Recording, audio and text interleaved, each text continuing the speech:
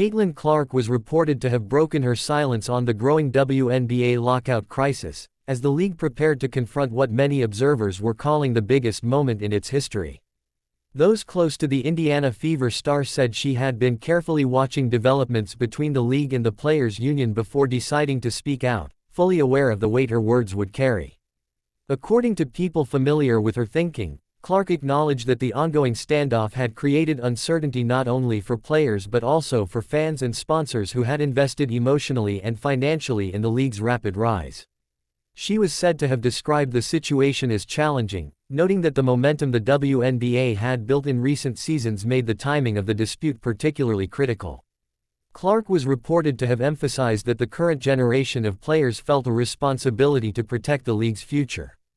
Sources said she believed the lockout represented more than a labor disagreement, explaining that it symbolized a turning point that could define how women's professional basketball would be valued for years to come. She was said to have expressed hope that both sides recognized the historical significance of the moment. Those who heard her remarks said Clark stressed the importance of dialogue and mutual respect.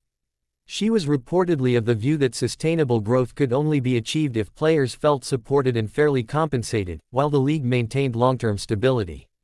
She was said to have urged patience among fans, suggesting that meaningful progress often required difficult conversations behind the scenes. Clark was also reported to have acknowledged the frustration felt by younger players and rookies, who faced uncertainty about their careers at a crucial stage. She was said to have highlighted that many players relied on the league not just for income, but for opportunity and visibility, making the lockout especially personal for them.